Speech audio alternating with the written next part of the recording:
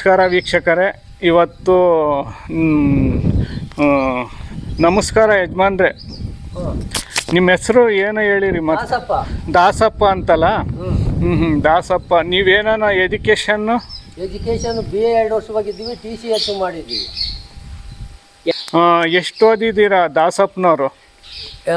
Education TCS ಮಾಡಿದ್ದೀವಿ. ಎಷ್ಟು ವರ್ಷ ಆಯ್ತು ನೀವು TCS ಮಾಡಿ? ಅಲ್ಲಿಗೆ 84ರಲ್ಲಿ. 84ರಲ್ಲಿ TTS ಮಾಡಿದ್ರ ನೀವು? 84ರಲ್ಲಿ 85ರಾಗೆ. ಹಂಗಾರೆ ಎಜುಕೇಶನ್ ಮಾಡಿದ್ದೀರಲ್ಲ, ಕೆಲಸ ಸಿಗ್ಬೋದಾಯ್ತಲ್ಲ? ಬಂಗಾರಪ್ಪನ ಪೀರಿಯಡ್ನಾಗ ಹಾಕಿದ್ವಿ. ಏಜ್ ಅಂಡ್ ಮೆರಿಟ್ ಕೊಟ್ಟಿದ್ರು. 1.8 ಹೊರಟೋಗ್ಬಿಡ್ತು. ಅಯ್ಯೋ. ತಿರ್ಗಾ ಅವ್ರು ಇಳಿದ್ಬಿಟ್ರು. ತಿರ್ಗಾ ಗೋವಿಂದೇಗೌಡ್ ಬಂದ ಜಂತ ಹೈ ಮೆರಿಟ್ ತಂದ್ಬಿಟ್ಟ. ಅಲ್ಲಿಗೆ ಸ್ಟಾಪ್ ಮಾಡಿದ್ವಿ, ಮದುವೆ ಮಾಡ್ಕೊಂಡ್ವಿ, ಸಂಸಾರ ಮಾಡ್ಕೊಂಡು ಊರಾಗ ನಿಂತು 91ರಾಗೆ. ನೋಡಿ ವೀಕ್ಷಕರೇ, ಈಗ ನೀರು ಪರಿಶುದ್ಧವಾದ ನೀರು. ಆ ಊರಿನ ಗ್ರಾಮಸ್ಥರು ದಾಸಪ್ಪ ಅವ್ರು ಹೇಳ್ತಾರೆ, 101 ಕಾಯಿಲೆನೂ ಬಿಡುಗಡೆ ಆಗುತ್ತಂತೆ ಕಲ್ಯಾಣಿ ಒಳಗೆ ಕುಡಿದ್ರೆ. 140 ವರ್ಷ ಆಗೈತಂತೆ ಕಲ್ಯಾಣಿ ಉದ್ಭವ ಆಗಿ. ಫಸ್ಟ್ ಚಿಕ್ಕದಿತ್ತಂತೆ, ಆಮೇಕಿಂದ ಈ ಊರಿನ ಗ್ರಾಮಸ್ಥರೆಲ್ಲ ಕಲ್ತು ಮಾಡಿರೋದ ಇದು. NRE ಇಂದ ಒಂದು 3 ಅಡಿ ಇತ್ತ ಆಳ ಅವಾಗ ಚಿಕ್ಕದ್ರಲ್ಲಿ. ಅದು ಒಂದು 5 ಅಡಿ ಇತ್ತು. ಇಲ್ಲಿ ಸರಿಯಾಗಿ ಇಷ್ಟೇ, ಇವಾಗ ಹಿಂಗೊಂದು 20 ಅಡಿ, ಹಿಂಗೊಂದು 40 ಅಡಿ ದೊಡ್ಡದಾಗ ಮಾಡ್ಯಾವ್ರಲ್ಲ. ಇದ್ರ ಪಕ್ಕದಾಗೆ 25 60 ಐತೆ. ಇದು ಪರಿಶುದ್ಧವಾದ ನೀರಲ್ವಾ? 25 ಅಲ್ಲ, ಜಾಸ್ತಿ ಐತೆ. ಹಿಂಗೊಂದ್ 40, ಹಿಂಗೊಂದ್ 40 ಐತೆ. ಇದು ಸಿದ್ಧಗಂಗೆ ಅಂತ ರಾಮನ ಸಿದ್ಧಗಂಗೆ ಮ್ಯಾಲಿಂದ ಬರುವಂತ ಅದೇ ರಾಮನ ಗಂಗೆ ಅಲ್ವಾ ಇದು? ರಾಮ ದೇವರ ಬೆಟ್ಟದ ಜಲಜ ಪದರದಿಂದ ಸಿದ್ಧಿಯಾಗಿ ಬಂದಿರುವ ಇದು ಗಂಗೆ, ಪುಣ್ಯ ಗಂಗೆ. ಹೌದು. ಮ್ಯಾಲೆ ಅಲ್ಲಿ ದೊಡ್ಡ ರಾಮಪ್ಪ ಐತಲ್ಲ, ಅಲ್ಲಿ ರಾಮಲಿಂಗದಿಂದ ಬಂದಿರೋ ಗಂಗೆ ಇದು. ಅಲ್ಲಿ ಭಜನೆ ಮಾಡುವಾಗ ಸೌಂಡ್ ಕೇಳದ ಇಲ್ಲಿ ಕೆಳಕ್ಕೆ? ಋಷಿ ಮುನಿಗಳು ಸ್ನಾನ ಮಾಡೋದು ಇದ್ರಲ್ಲಿ ಅಂತ ಹೇಳ್ತಾರಂತೆ ಹಿಂದಿನ ಕಾಲದಿಂದ.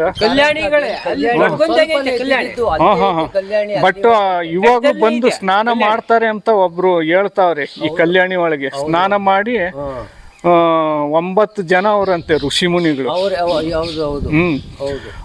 ಪರಿಶುದ್ಧವಾಗಿ ನೀರಿದೆ ವೀಕ್ಷಕರೇ. ನೋಡಿ, ಒಂದು ಬಾಟ್ಲು ತುಂಬಿಕೊಡಿ ಅಣ್ಣ, ಬೆಂಗಳೂರುವರೆಗೂ ತಗೊಂಡು ಹೋಗ್ತೀವಿ ನಾವು. ನೋಡಿ ವೀಕ್ಷಕರೇ, ಒಂದು ಬಾಟ್ಲು ತುಂಬಿಸ್ಕೊಂತಾ ಇದ್ದೀನಿ. ನೀರು ಭಾಳ ಪರಿಶುದ್ಧವಾಗೈತೆ.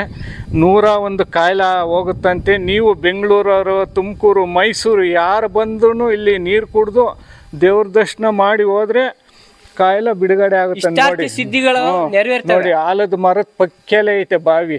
ಇಷ್ಟಾರ್ಥಗಳೆಲ್ಲ ಈಡೇರುತ್ತೆ. ನೋಡಿ, ಅಲ್ಲಿ ರಾಮ ಭೂಮಿ, ಜನ್ಮಭೂಮಿ ಅಂತ ರಾಮನ ಗುಡಿನೂ ಅಲ್ಲಿದೆ. ಮೇಲ್ಗಡೆನೂ ಐತೆ. ಬೆಟ್ಟ ಹತ್ತಿ 3000 ಅಡಿ ಬೆಟ್ಟ ಹತ್ಬಿಟ್ರೆ ನಿಮ್ಮ ಕಾಯಿಲೆಗಳು ಬಿಡುಗಡೆ ಆಗುತ್ತಂತ. ಕಾಯಿಲೆಗಳು ಬಿಡುಗಡೆ ಆಗುತ್ತೆ, ನಿಮ್ಮ ಇಷ್ಟಾರ್ಥ ಸಿದ್ಧಿಗಳು ಹೇಳ್ದಲ್ಲೇ ಹೋಗುತ್ತಂತೆ. ಈ ವಿಚಾರನ ತಿಳ್ಕೊಂಡು ಬನ್ನಿ ವೀಕ್ಷಕರೇ. ಈ ಊರಿನ ಗ್ರಾಮಸ್ಥರು, ನೀರ್ಕಲ್ಲು ಗ್ರಾಮಸ್ಥರು, ಚನ್ನಮನಹಳ್ಳಿ ಗ್ರಾಮಸ್ಥರು, ದೊಡ್ಡ ತಿಮ್ಮಪ್ಪ ಅಂತ ಅವ್ರ ಹೆಸರು, ಅವರು ಹೇಳ್ತಾವ್ರೆ.